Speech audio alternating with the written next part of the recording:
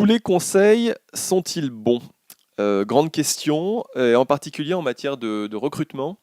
On pourrait vraiment se poser la question. On est dans un monde où beaucoup de gens qui donnent des conseils en matière de recrutement sont des recruteurs ou des gens qui sont du côté des recruteurs. Ça va de la DRH d'une entreprise à un consultant recrutement, parfois pour ceux qui sont étudiants, des professeurs en école. Mais le point commun entre tous ces gens-là, c'est que ce ne sont pas forcément des bons candidats. On peut être très bon recruteur et on peut être très mauvais candidat. Et ça, c'est un point sur lequel j'insiste parce qu'il y a beaucoup de gens autour de vous qui vont vous donner des conseils. Essayez de jauger leur capacité à vous en donner. Voilà, donc c'est pour ça que moi, de mon côté, je vous fais ces vidéos et ces articles de blog et toutes ces recettes. C'est parce que en fait, je les ai vécues personnellement en tant que candidat. Je sais ce qui marche, je sais ce qui ne marche pas. Et c'est pour ça que j'en parle. Donc voilà, écoutez, c'est parti pour l'explication de comment rédiger une bonne lettre de motivation.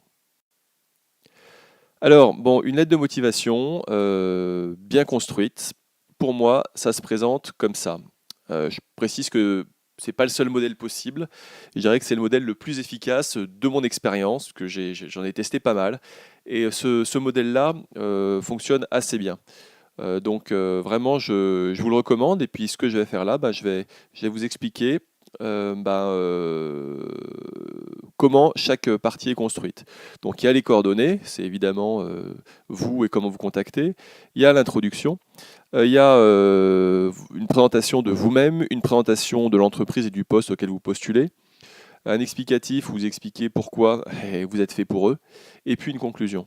Ça peut paraître simple, ça peut paraître aussi un peu bizarre de parler de cœur hein, ou d'amour. Bon, évidemment, le trait est un petit peu grossi, mais j'aime bien comparer les lettres de motivation aux lettres d'amour, puisqu'en fait, il y a à peu près les mêmes ingrédients. Puisque dans une lettre d'amour, vous commencez par parler un petit peu de vous, vous parlez aussi de la personne qui vous attire, et puis il y a un moment où ce que vous voulez dire, c'est que la personne vous plaît et que vous avez envie de vous mettre ensemble, de faire des projets ensemble. Donc c'est tout à fait comparable, même si évidemment il y a beaucoup plus de sentiments dans une lettre d'amour que dans une lettre de motivation. Ce que je vais faire maintenant, c'est que je vais aller dans le détail de chaque partie en insistant beaucoup sur les paragraphes bleus qui sont ceux qui contiennent tout le cœur de l'information. Commençons par le départ, les coordonnées. Donc les coordonnées, c'est un sujet qui enfin, ça paraît basique, mais bon, autant le mettre, hein. Donc, votre nom, votre prénom, vos coordonnées, donc postales, email, téléphone. Je reprécise, hein, pour ceux qui n'ont pas vu la vidéo sur le CV, que votre email, il faut que ce soit un email qui fasse sérieux, c'est-à-dire nom.prénom @adressemail.com et pas lolo06 ou banano ou banano 012 @gmail.com. C'est vraiment important que l'email fasse sérieux parce que ça peut vous griller inutilement. Ensuite, vous faites l'introduction. Donc l'introduction, c'est tout simplement euh, vous expliquer pourquoi vous écrivez cette lettre. Donc évidemment, cette lettre de motivation sera jointe à un CV. C'est inévitable. Donc l'introduction, elle est toute simple, hein, c'est Madame, Monsieur, je me permets de postuler au poste de, je sais pas, chargé de ressources humaines dans votre entreprise. Vous voyez, en fait, une introduction qui rappelle pourquoi vous êtes là, quoi. C'est pas quelque chose qui doit faire 3 km de long, une phrase ou deux suffisent. C'est pas la peine d'aller plus loin. Simplement, vous devez rentrer dans le vif du sujet de cette manière. L'introduction, ça peut être aussi l'objet. Vous voyez, souvent on met des objets à des lettres. Et l'objet, ça peut être candidature au poste de chargé de ressources humaines, si c'est un poste de chargé de ressources humaines. Ça permet à la personne de resituer pourquoi vous écrivez une lettre. Voilà pour la partie coordonnées introduction. Et maintenant, je vais vous expliquer ce qu'il y a dans la partie 1, c'est-à-dire vous. Alors, première partie, vous. qui est le premier véritable paragraphe de votre lettre de motivation. Donc cette partie, c'est la partie où vous allez expliquer qui vous êtes, vous. Donc c'est jamais facile hein, de se présenter et beaucoup se disent oui mais attendez moi je me suis déjà présenté dans mon CV. Alors c'est vrai, le CV il est fait pour se présenter. Euh, mais comment dire, le CV, c'est un curriculum, donc ça retrace votre parcours. Donc on ne peut pas tout mettre dans un CV. Et donc le paragraphe vous dans la lettre de motivation, il va vous permettre d'aller plus loin. Il va vous permettre d'aller plus loin de deux manières. Le premier, c'est en mettant en avant des aspects de votre CV qui valent le coup d'être mis en avant au regard du poste recherché. Je sais pas, je pense par exemple que si une entreprise recherche un poste d'ingénieur en informatique et que vous avez fait une école d'ingénieur en informatique, bon bah c'est quelque chose que vous allez mettre. Évidemment, vous l'avez déjà mis dans votre CV, simplement il est peut-être au milieu du CV, c'est peut-être pas hyper visible. Donc, je dirais, les parties de votre CV qui sont décisives d'après vous pour le poste, vous pouvez les mettre en vous présentant. Donc ça, c'est la première chose où on pourrait parler de paraphrase ou de réutilisation d'éléments du CV. Simplement, il faut être un petit peu plus subtil que ça. Il ne faut pas juste paraphraser le CV, parce que sinon, bah, ça ne sert à rien de faire une lettre de motivation. Donc, l'autre point à faire que je vous recommande, c'est de mettre en avant dans votre lettre de motivation des choses que vous n'avez pas mis dans le CV. Alors, ce ne sera pas forcément des expériences, parce que des expériences pro, parce que celles-là, vous allez les mettre dans votre CV.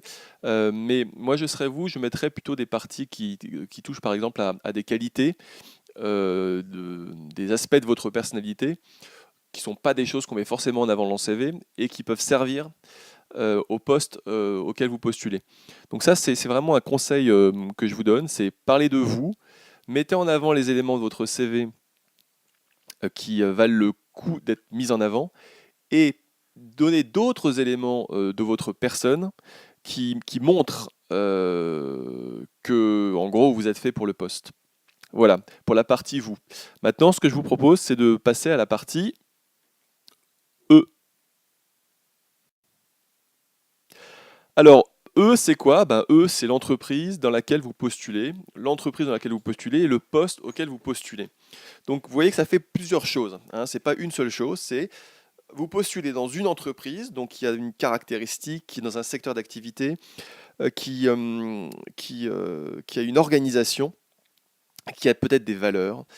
Et puis vous postulez à un poste dans un service ou dans une direction de l'entreprise. Euh, Votre souci aujourd'hui, c'est que il est possible que l'entreprise, vous ne la connaissiez pas très bien.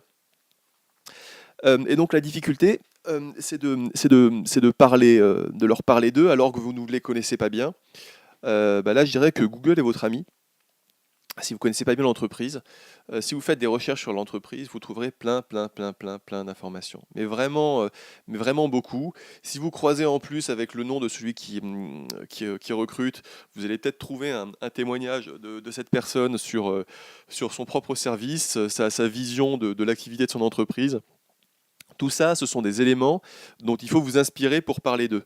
Il ne s'agit pas d'être hyper créatif, hein. Il s'agit là pour le coup de leur dire ce qu'ils savent déjà. Ça permet une seule chose ça leur permet de valider que vous avez bien compris à qui vous vous adressez.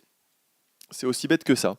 Vous êtes une entreprise reconnue de tel secteur d'activité, vous recherchez un candidat à tel poste et ce candidat doit avoir ces qualités-là. Là, ça peut vraiment paraître de la paraphrase, mais j'insiste dessus. Un gros souci qu'on a quand on recrute un candidat, c'est qu'il y en a beaucoup qui n'ont pas vraiment compris quel était le poste ou quelle était l'entreprise dans laquelle ils postulaient. C'est pas très grave, hein, le processus de recrutement est fait aussi pour le candidat pour qu'il comprenne mieux le poste. Mais recevoir une lettre de motivation où la personne exprime pertinemment qu'elle a compris quelle était l'entreprise dans laquelle elle postulait et quel était le poste auquel il postulait, ça peut être vraiment différenciateur par rapport aux autres candidatures. Donc je vous recommande vivement d'indiquer de parler d'eux, quoi. C'est une bonne technique, pour revenir à la technique de séduction tout à l'heure dans la lettre d'amour, c'est aussi une bonne technique de séduction. Donc n'hésitez pas à l'utiliser. Voilà pour la partie E. Et puis bah, maintenant, on va passer à la partie la plus importante presque. C'est la partie 3, c'est vous plus eux. Alors, ça c'est une grande question et c'est une partie qui est assez difficile à construire. Mais si vous l'avez bien construite, vous allez voir, ça peut vraiment jouer en votre faveur dans une candidature. Alors, c'est quoi la troisième partie? C'est vous plus eux égale cœur. Autrement dit, vous êtes candidat, il recrute une personne, il recrute un candidat, vous êtes fait l'un pour l'autre. Donc c'est une partie qui doit être assez synthétique, mais qui doit, pour moi, reprendre des éléments de votre candidature et des éléments du poste recherché qui amènent à la conclusion que de toute façon vous êtes fait pour ce poste. Je vais vous prendre un exemple. Imaginons une entreprise qui recrute un commercial. Posez-vous la question, quand on recrute un commercial, des compétences souhaitées.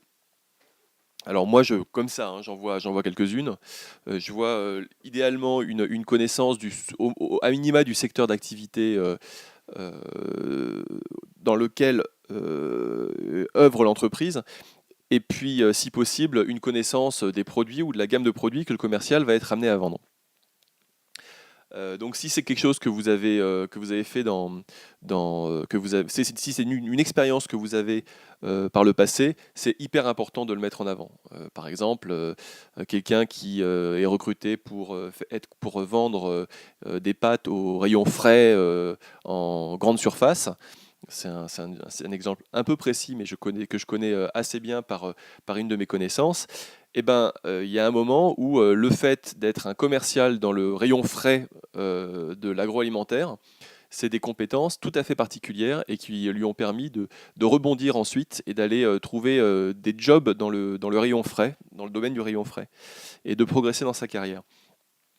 Donc ça, c'est un point qui est important. Là, je parle d'expérience, mais il y a aussi comment dire, des qualités qu'on peut avoir. Pour reprendre l'exemple du commercial, on sait qu'un commercial doit avoir des qualités relationnelles, des qualités de communication et des qualités de négociation. Si c'est quelque chose que vous avez, vous, par le passé, si vous avez ces caractéristiques ou ces qualités, c'est très important de le mettre en avant. Donc c'est une manière d'exprimer que sur ce point-là, vous et eux, bah, vous allez bien ensemble. Vous voyez, ce point me semble incontournable. Ça va permettre, si vous voulez, de vous amener directement à la conclusion ou à leur conclusion qui est, ben, ce gars ou cette fille ou cette personne, il faut absolument que je le rencontre en tant que recruteur parce qu'il y a quelque chose à faire. Voilà. Donc ben, on arrive au bout de la partie 3, donc maintenant il reste à faire la conclusion. Bah, écoutez, je vous rassure, on est presque au bout et on y va tout de suite. Alors, je reviens sur la vision d'ensemble. Maintenant, vous avez bien compris comment était construite une bonne lettre de motivation. Des coordonnées, évidemment, une introduction, évidemment, courte, percutante, la présentation de vous en partie 1, la présentation de eux, l'entreprise et le poste proposé en partie 2, et en partie 3, les arguments ou les points communs entre vous et l'entreprise qui vont faire que vous allez vous aimer mutuellement et qu'ils vont avoir envie de vous convoquer en entretien. Donc ben, c'est un petit peu ça la conclusion, et celle-là elle est assez invariable. C'est en conclusion, c'est vous poussez à l'action, c'est-à-dire que qu'est-ce que vous souhaitez? Vous souhaitez avoir un entretien avec l'entreprise. Donc dans la conclusion, vous mettez dans l'attente de vous rencontrer, je vous prie de croire monsieur, madame, etc. Ou je serais ravi de vous rencontrer afin de vous faire part de ma candidature. Vous voyez, ce sont des choses, il y a énormément de gens qui l'oublient, mais la conclusion doit porter l'appel à l'action. Et l'appel à l'action, c'est quoi? C'est l'entretien qu'il va y avoir derrière. Voilà pour le descriptif d'une bonne lettre de motivation. J'espère que ça vous convient bien, mais je vais vous proposer une chose. Eh ben, ce que je vous propose, c'est à votre tour, hein, donc vous êtes peut-être actuellement à la recherche d'un emploi, vous êtes peut-être en train de construire des CV, des lettres de motivation et que vous envoyez, hein, que ce soit pour un stage, un CDD, un CDI, quel que soit votre niveau d'expérience professionnelle. Tout le monde passe par là dans le cadre d'un recrutement. Donc ce que je vous propose, c'est d'appliquer ces conseils et comme moi, faites une lettre de motivation comme une lettre d'amour.